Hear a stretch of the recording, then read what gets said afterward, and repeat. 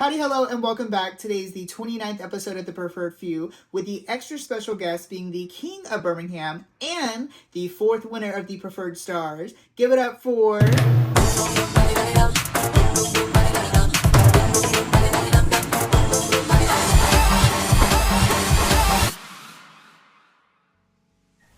Saylor Alexander, how are you? I'm good. How are you? I'm good. We're in this little tight corset. We just got some important photos out of the way.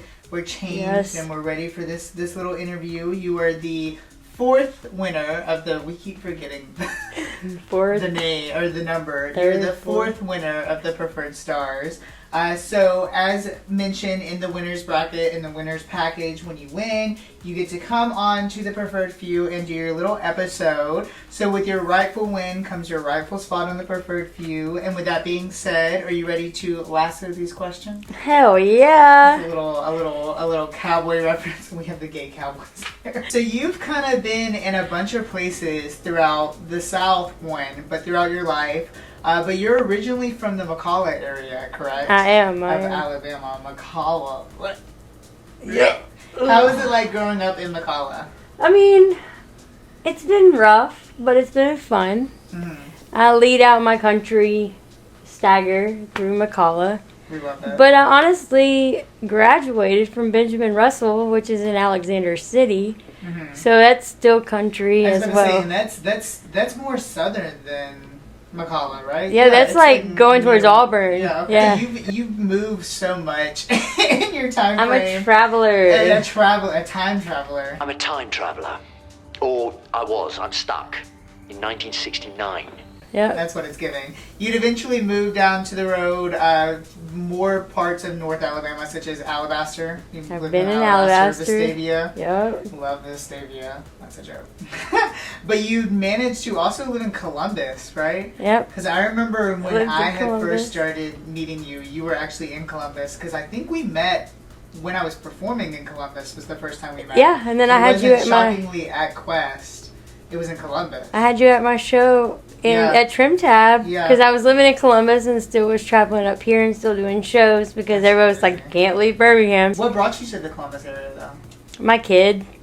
My drag kids. I had Monica Alexander and Serena at the time. They were both living there and they were like, Dad, you should just move here. We need a king here. We need a king in Columbus, Georgia. And I was like, okay, let's do it. You know, like. Do it! Just do it! Don't let your dreams be dreams. Yesterday, you said tomorrow. So just do it! Make your dreams come true! Just do it! You've been in Tennessee, too. I was in Nashville for a little while. You lived in Tennessee, so you've lived in a bunch of places. But in all of these places, where did you kind of have like the most queer exposure, or where did you kind of find your like queer identity? Nashville. Nashville. I was going to say and it's so, Tennessee is so gross. Nashville. I came from Alabama thinking that I was the boy, you know, the hot. I was the only king in Alabama at that time other than Spikey. And I was like, oh, I'm going to go into Nashville, and I got humbled real quick. Yeah. When I walk in a t-shirt and a pair of jeans that are have a couple of rhinestones. Yeah. And then you walk up to a king in Nashville that has 50,000 rhinestones on a costume. You're like, you get humbled real quick. Was it before or after Columbus? I'm assuming it was before, where you met your drag mother. Addison? Yeah. Way before. I was about to say, I was assuming. I was like, which mother? I was about to say main mother. We'll go with mother number one. I'm assuming she helped a lot with queer identity and kind of finding the spectrum of even community, sense of community. So, Addison has been a part of my life since I turned 19. I met her dancing in the club one night, and she goes, "You're gonna be my best friend," and I was like, "You're gonna be mine." I went by, and she goes, "I think you should do drag," and I was like, "Well, I've been wanting to do it. I did a couple of baddest and it didn't go well. Lost horribly. I was like last place. And then the next one I did, I went out as a full diva, glammed out diva. Oh my God. Full out hair, makeup, won. The next week, Addison was competing and I watched this beautiful queen in this big red wig with a red corset on win Baddest, and I was like, you are my best friend. So you did start as a king, and then you came back as a diva. As a diva, we'll say a diva. I went for a diva for. Was it just one time or was it multiple? I was a diva for like 5 years before I went back. Addison named me. My first name. Elantra. I was about to say it wasn't Saylor. Elantra. I was a car. It's a car. I was the size. But now the joke is she used to be the size of a car. Now he's the size of a tiny toy truck. Yeah, welcome to the stage, Saylor Alexander. It is giving tiny toy truck. Did Addison give you the name Saylor too, or? So I named Saylor. Okay. So my love of like the ocean, and my granddaddy was in the Navy, and I always wanted to join the Navy, and I wanted to join the Navy right after I had the gastric surgery, and they told me that I wasn't fit enough because you can't eat enough in the like trenches, I guess. Spikey was my first drag king I ever saw, along with Blackjack, and Cruise Me, and Cruise Me, Cruise. Those were my first kings that I ever saw, and I was like, okay, I could do this, like I could hang with the boys. I like to be so femininely masculine. You can't even clock it. Like it's like one of those like. But through your passion and hard work, you made a very big name for yourself within the Birmingham area, the Columbus area, I'm sure the Nashville area as well. I'm just not a Nashville girl. Never catch me up there. Anyways, I'll go to Dollywood. That's about as close I'm going to get to Nashville. But you've had several shows in the area, a few actually that I performed in, even recently. I literally, Halloween, it was a week before Halloween, we did a show together. Where does your love for producing shows and kind of having that leadership within your drag come from? Both my moms. Like, mentioning Addison and Kalana. Like, I think that my love for, like, producing shows comes from Kalana more. Yeah. Like, I watch her do all these shows and produce all these shows, and they're so successful, and they give all these upcoming entertainers a platform.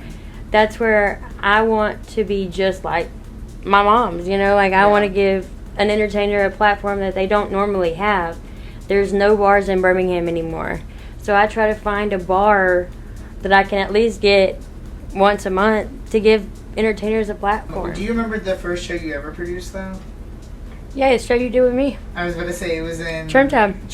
Oh, it was Trim Tab. Trim Tab was my very first show I ever produced. That's crazy. Trim Tab is really what started my producing shows. And my next step is pageants. I want to produce a pageant next. Uh-oh.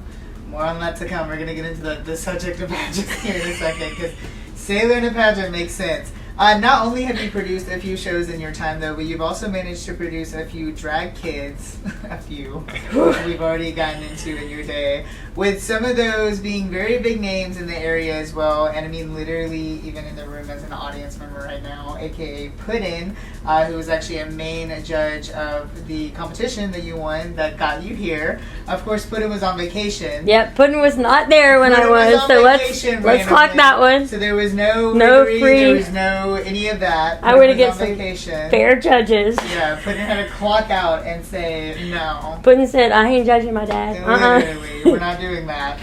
Do you know how many drag kids you have in total? Are you a little bit of a man whore when it comes to having drag kids? Actually, I only have 3 that I claim. Ooh, that you claim. I mean, you come from a big legacy house in the Birmingham area, so it makes perfect sense for you to kind of carry on, a legacy as well. And I mean, as mentioned, we've talked about Addison, being... That's mom. And Kalana. Yeah, Kalana as well. But I mean, Addison, of course, is also in the Birmingham area and, a little bit more accessible. I mean, right. Auburn's 2 hours away, but, 2 hours still...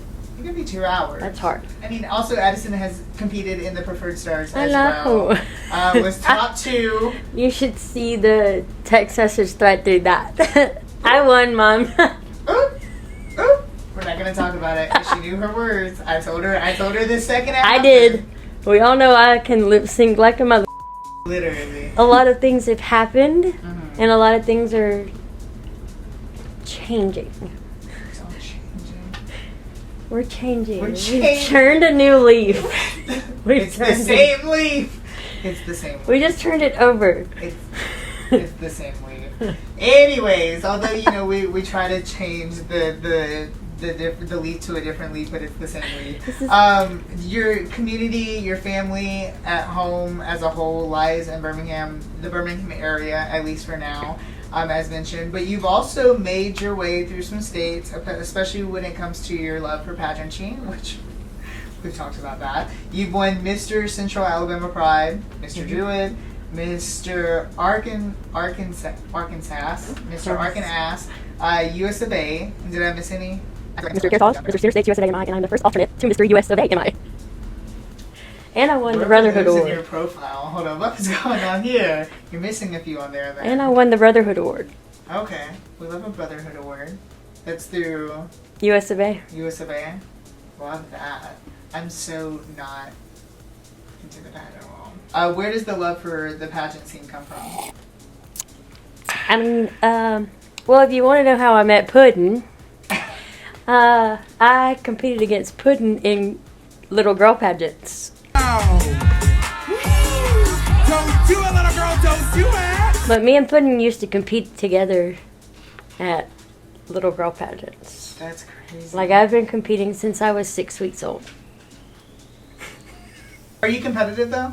Yes. Yeah, I was about to say. I'm the most competitive person you'll ever meet. 1 year of Entrell. And that'd be even worse than that. I'm an Alexander. Like, the Alexander name is competition. And they're very pageant central, aren't they? Oh, Yeah. that's what I breathe in my kids. Shows are great. I love a good show. But if I'm in a competition, that's my favorite thing to do. Yeah. It's a good competition. I love it. Do you have any other pageants or competitions? EOI. EOI. I was about to say, you scream EOI. You definitely scream EOI. EOI is me and Katie have been talking about it. Yeah. And now that they have opened it up to Kings being able to compete with the Misters, I have thought about it and put down that next year I'm going to compete for Smoky Mountain as my prelim and then go for EOI next Same year. one that Genesis did, wasn't Yep. it? Yeah. Love that. That's Auntie. So Auntie's already told me you're going for Smoky Mountain first. And literally, as we're recording this, she is heading to Kentucky. To I do her know. diva. Huge congrats again. Very proud of. What else can we see in the future, though, for Saylor as a whole? EOI. EOI. Producing more shows. Yeah, I mean, yeah. It's I'll have the it- Saylor experience. Like, it might be a couple of months, but actually I'm going to get a show in December. So December will be my next show. Other than that, pageants. You're going to catch me in a pageant somewhere. You said EOI, that definitely screams. I think EOI, and I mean, ignoring their past thoughts of Kings and, so on and so forth. But for me, that's why I stay clear of the pageant system. It's so icky and sticky, even with trans women competing, trans men competing, non-binary people competing, bearded people competing. It's just sticky, and I don't like to get around that stickiness. I just, even at the Preferred Stars, we look at the winners bracket, and we have so many crazy... It's like the most well-rounded. Like, you have a little bit of everything, and I love it. Like... Anyways, with all of those incredible things to look forward to, including what you're about to see as soon as we get done with this, it's time to make this dumb with a segment I like to call Dumb and Quick. So, you will have 6 questions with 9 seconds each to answer them. If you cannot answer them within the allotted time, an embarrassing photo will appear of you in the edited screen. Oh, God. Okay. And you're Von Trail, so I have a lot. Question number 1. Cowboy or rock star? Cowboy. That's fair.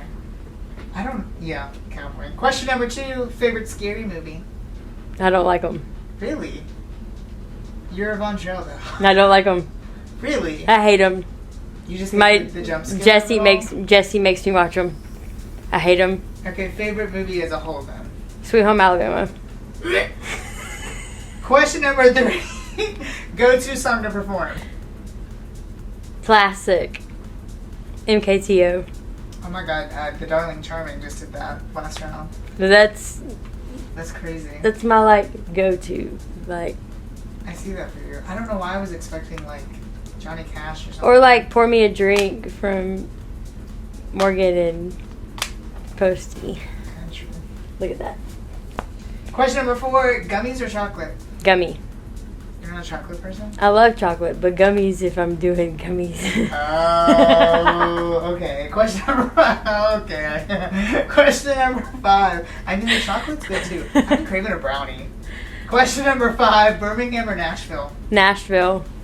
Is it just the drag or the scenery as a whole? The scenery in whole. The people. Yeah. And they're getting clocked. It's my friends. I have friends there.